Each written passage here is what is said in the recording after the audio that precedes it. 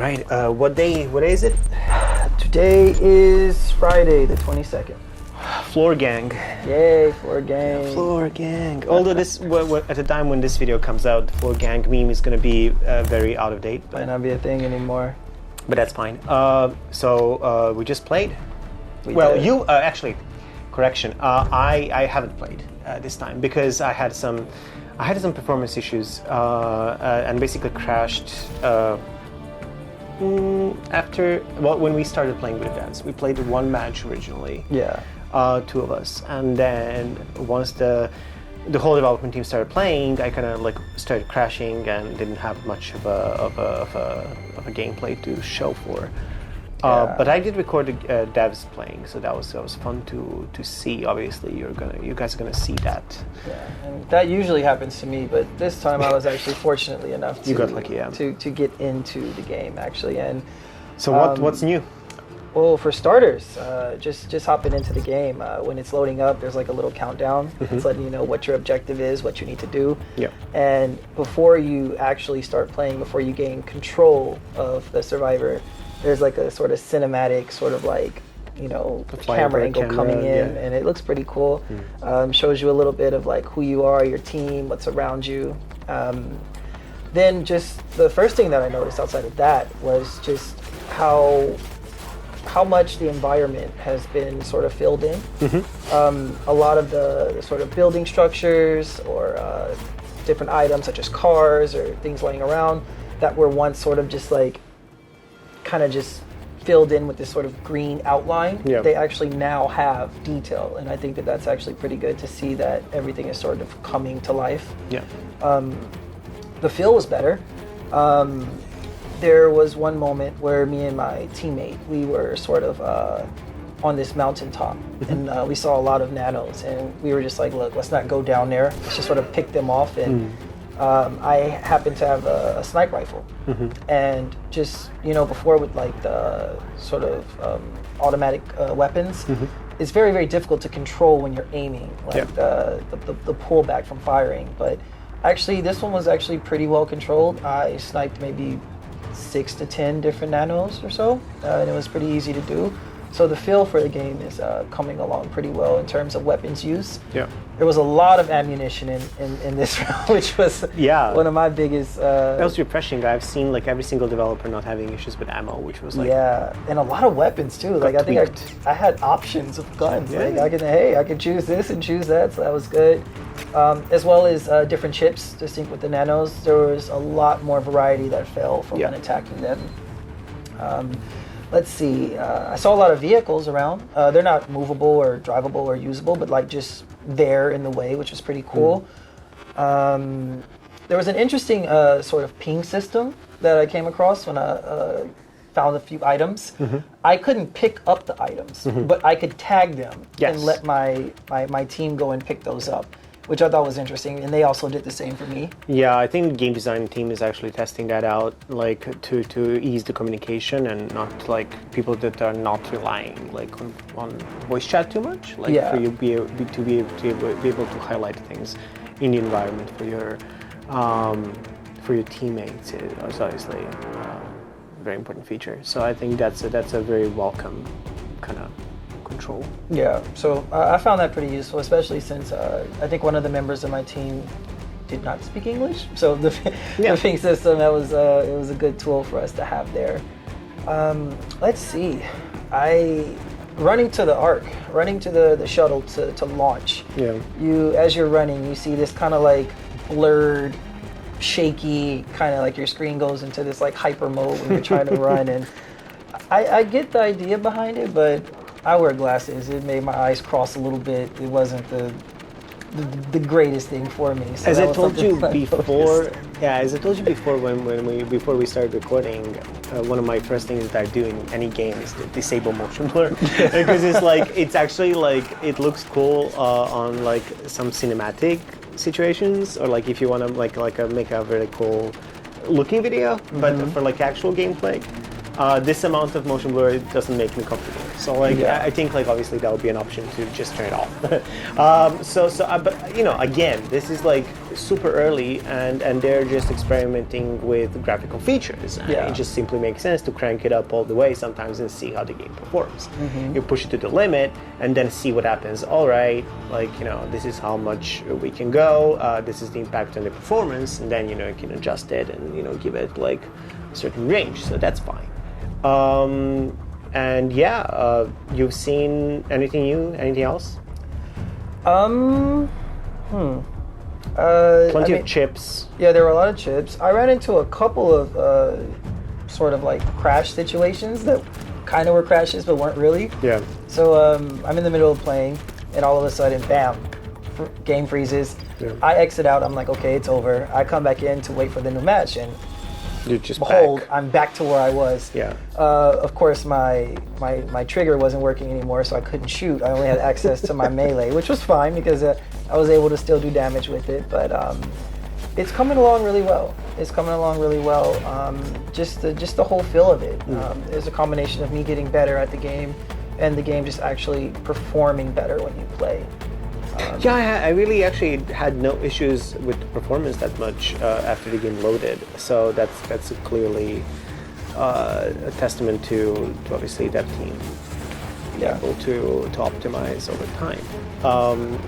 And so yeah, okay. So the ping system, the actually Arc Shuttle looks better now. I've noticed that it doesn't have the green outline around it anymore. In my first match, I managed to get to it and hack it, so I claimed my Arc Shuttle. However, I had no nanos to defend me, so basically I got sniped down very easily. So that was the end of my experience with that only match that I basically made.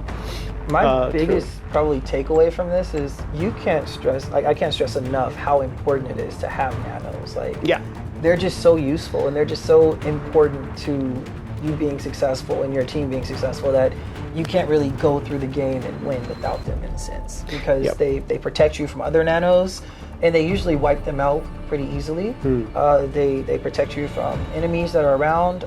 They're just very, very crucial to you being successful. So that's one thing that I learned from a match where I didn't have nanos versus a match that I did have them.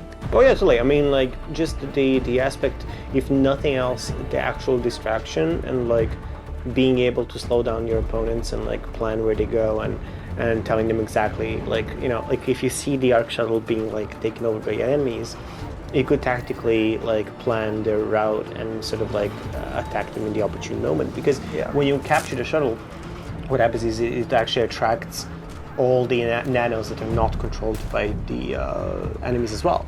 And it's just like this, you suddenly are like basically becoming this magnet of issues, and so like if you time it the right way, you can definitely take over the control and eventually win.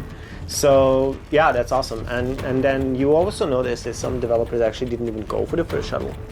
Yeah, that's something that bothers me. Maybe I'm the one wrong here, but when I play, like when I see the shuttle first there, I'm going for it. Yeah. I have enough ammunition. I have like a couple of nanos synced. All right, okay, let's go launch the shuttle. Let's get out of here. Yeah. But my teammates, they seem to let the first shuttle kind of go. Yeah. While they sort of, just kind of hold their position or figure out another plan or another way to escape. But I just feel like you just got to go for it. I'm not patient enough to sit around and just not do anything. And who knows when the next time the game might crash or what random nano or someone might take me out. So I'm the kind of person that will just go for it. But I do see that is a common strategy amongst the devs that they prefer to. Well, also when you have like a group playtest environment, you want to see the whole length of the match. Yeah. So they don't want to also kind of like shoot down each other very quickly and then like the game is over. Like the whole point is to see the whole loop of the game, right, from the start to the very end.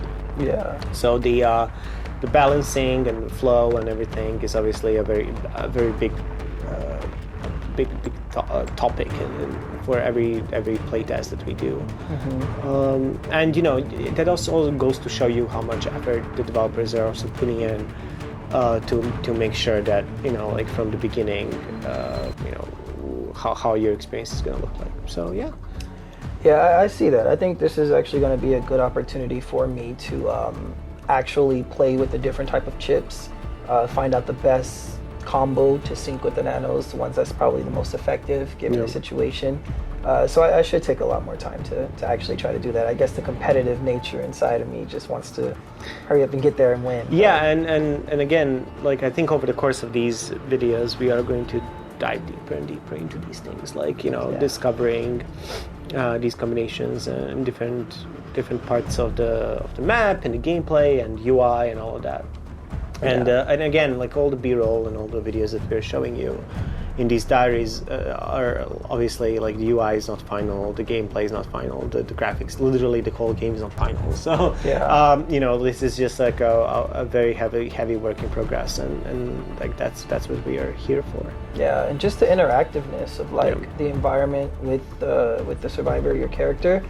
Like for example, doors open automatically, yes. But there are also some sort of structures that can be destroyed with melee weapons. Like I remember there was one point where me and my teammate, we were sort of in this like barn, and there was like a wooden sort of like, I don't know, door there, some wood that was kind of blocked, and he just meleeed it and got through, and I was like, wow, I had no idea you can do that. Yep, you can brute force your way sometimes through certain areas. Yeah, so it's going to be interesting to see how many more sort of like interactions you can have with the environment as we continue to play more. Actually, I did talk to one of the game designers, and the way that the automatic door mechanic came about was the accident. He wanted to have the interactable doors, but then like I think at some point they forgot to kind of like enable the trigger, like open the door button, and like the character just went through the door. Yeah. And it actually like made this kind of like animation where it looks like you're literally busting through the door. Yeah. And it like looked so badass that like they literally decided to just put it in and just keep it that way, because also like opening and closing doors in like these kind of action games it sometimes can be a little bit kind of like distracting or like slowing you down. Yeah. So having this kind of ability and like knowing exactly like that you can just jump in and jump out of the buildings is actually very smooth. And I think it would actually cause issues, because as you can see, like once you sync with your nanos, they follow you. Yep. And if you run into a door that you have to open and for some reason it gets closed, what are your nanos going to do? Yeah, I mean, you can give them an order to get inside the building. When you highlight the building, you can give them the order to get in. But other than that, yes, I mean, like obviously them following you, it's another story.